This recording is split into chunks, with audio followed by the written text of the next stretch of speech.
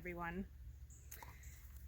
This evening, sun is, it's not set, but it's behind the trees, so at least it's a little cooler in the garden.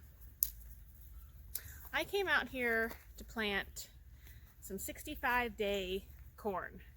It's June 27th, no, 29th. So this is from Baker Creek, and it is Baby Orchard sweet corn.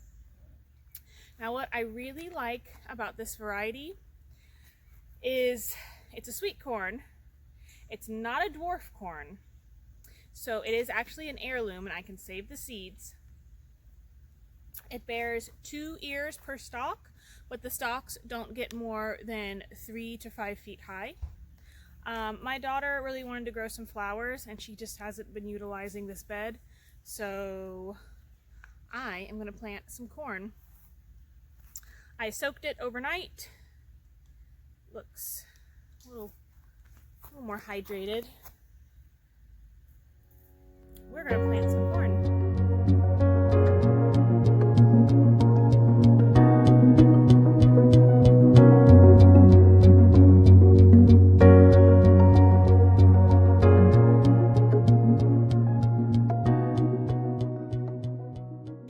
Sweet corn I planted here, here, here, here.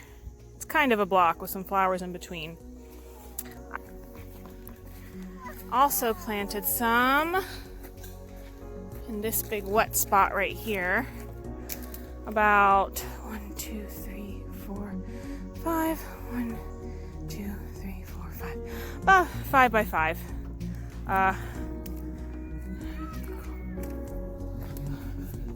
We also have, you'll see in the garden tour, this is the pumpkin. I basically cut away from its roots, but it had one spot where it rerooted. I think it's gonna be just fine. More sweet potato slips. My sweet potato is still making slips, so I am going to keep putting them in the ground. I put these ones here mostly to be able to break up some of our clay soil to prepare the bed for next year's planting. We are really lucky that we can grow sweet potatoes without amending our soil hardly at all.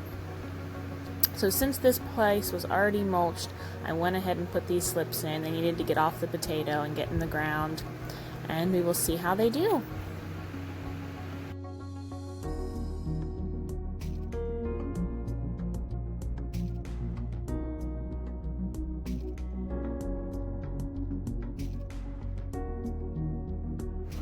So over here in the front, we have strawberries. In these pots, we have mulberries. And I rooted these myself from cuttings, and they've done really well.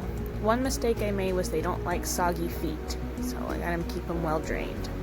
This in this pot is a dwarf blueberry, and we've gotten a ton of blueberries from it, but I have to keep it really well watered. These are dwarf raspberries. They're not doing quite as well. And the mighty greenstalk. I have all kinds of things growing in here. My first time growing squash in here. Now these beans, you can see I put contaminated soil in here. I also put the Fox Farms strawberry field soil, but still I had the contaminated compost with the herbicide in it, and the beans show it. But the squash does not seem to mind at all. It's doing really nice. Oh, look at this guy. So this looks like a ladybug, but it's not. This is a lady squash beetle, and they will do some damage really fast to your squash plants. They are kind of a coppery orange color. I'm not sure if the camera's really showing that well enough, but they are not good at all. I haven't ever seen eggs laid from them, but they will tear up a plant real quick. Yeah, they've done some damage. I am going to have to real quick put the camera down and take her off and get this bug squished. One thing I have learned is you never find a pest in the garden and then walk away from it. You do something right away, or they will get away from you. Now here, that squash seems better. I only see the one. No, I don't see any more. Well, that's good. So you can see the strawberries have some damage. And that damage is from Japanese beetles.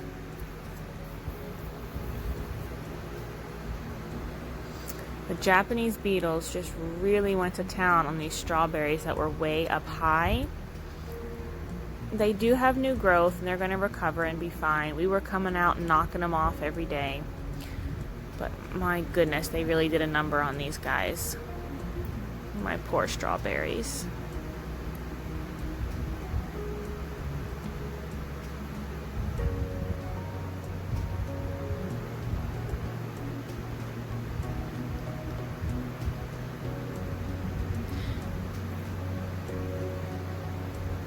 They didn't seem to do much to these strawberries on the ground, though. I don't know if it was the height difference or if it was just the variety. It was a little more susceptible to them. But these ones on the ground only have the teensy bit of damage. Really nothing bad at all.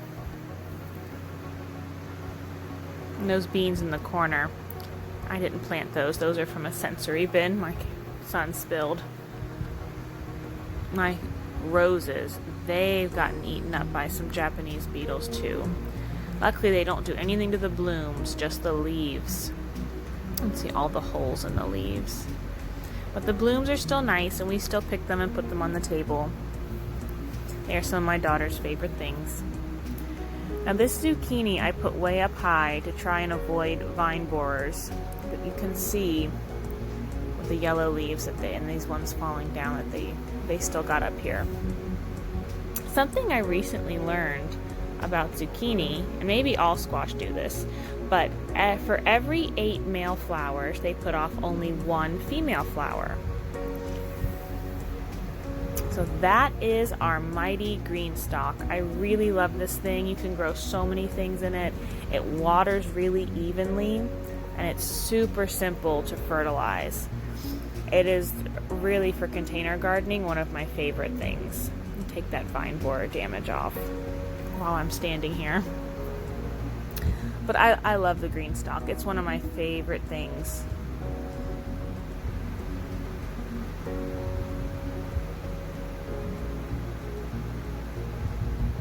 I don't see any more. Once you start looking for a pest, you can't stop looking for them. And we have this mint over here. It's been here a long time. It's starting to go to flower. I bought my children their own French press so they can come out and pick their own mint, and they make tea in the morning for themselves. That is everything that we have growing in the front of our house. I will say the greenstalk is on sale right now. They have, I believe it's buy one, get one 50% off. I'll link it down in the description. Having the passion to learn something is what gets us through hard times. Thank you for being here so that I can share my passion with you. We'll see you next time.